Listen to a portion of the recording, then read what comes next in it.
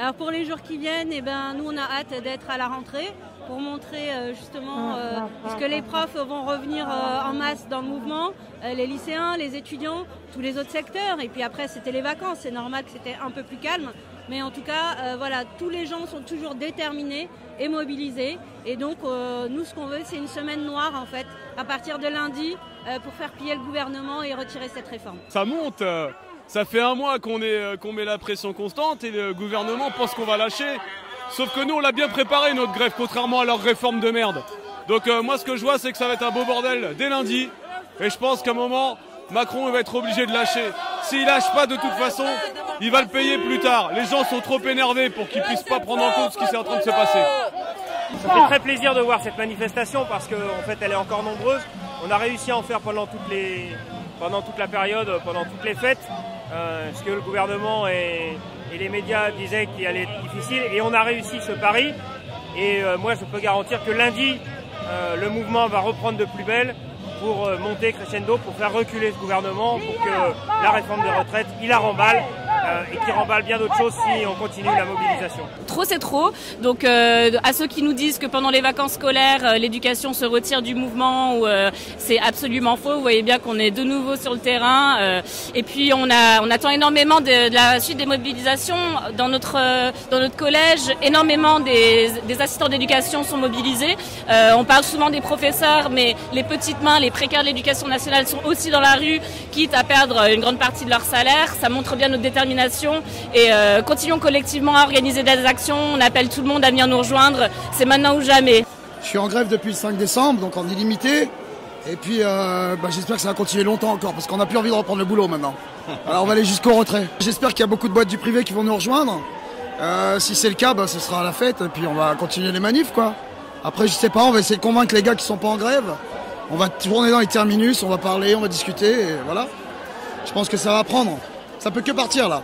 Dans mon métier à la ville de Paris, sur les grosses journées, sur 35 PVP-EPS, on était 20 en grève. Moi j'ai été mobilisée toutes les vacances. Je vais aux assemblées générales, je vais aux manifs, je fais les tournées, voilà, les tournées d'école. Je suis allée voir des animateurs dans des écoles, je suis allée voir des bibliothécaires pour voir un peu. Je distribue des tracts sur le marché. De toute façon, vu que c'est un projet injuste, j'espère que toute la population va rentrer dans la danse avec nous, parce que ça concerne tout le monde. Tout le monde, il faut bien le préciser. On va se faire bouffer par le capitalisme. On va tout perdre. Nos retraites, on les aura plus. Notre sécu, on va la perdre. Donc il faut que les gens ils comprennent tout ça. Il faut qu'ils se bougent le cul, il y a que comme ça. Nos congés payés, on les a pas eu gratuitement, on les a eu en battant le pavé. Plein de choses, on les a eu comment? En battant le pavé. Parce que le patron, il nous donne jamais rien. Il nous donne que de la merde. Par exemple, je vais vous donner un autre exemple. Le CAC 40. Tous les patrons du CAC 40 se sont augmentés de plus de 10%, voire 15%. Combien ils ont donné à leurs salariés?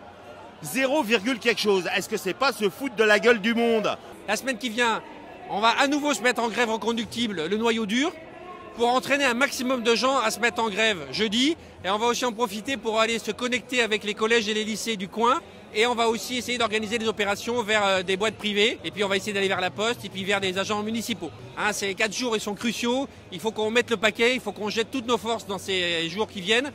Car on peut faire reculer ce gouvernement, mais il faudrait absolument réussir cette journée du jeudi.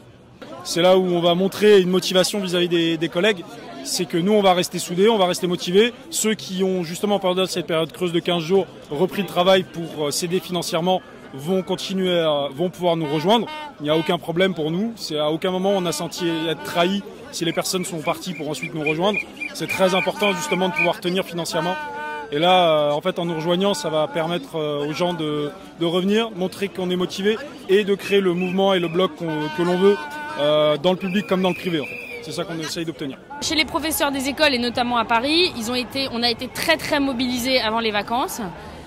Et je pense que la détermination elle est plus à prouver et que les collègues ont été mobilisés aussi pendant les vacances en rejoignant différentes actions à Paris ou ailleurs en province. Et on nous dit qu'on va revaloriser, mais on ne sait pas à hauteur de combien, on ne sait pas qui, on ne sait pas quelle génération ça va concerner. L'idée, c'est de continuer dans la lancée parce qu'on y est contraint tant que le gouvernement n'a pas retiré le projet. Ce qu'on a en ligne de mire, c'est de réussir le 9. C'est vraiment ça l'objectif, ce qu'on a en ligne de mire. Et on est en train de jeter toutes nos forces pour aller dans les entreprises privées répondre à la grève.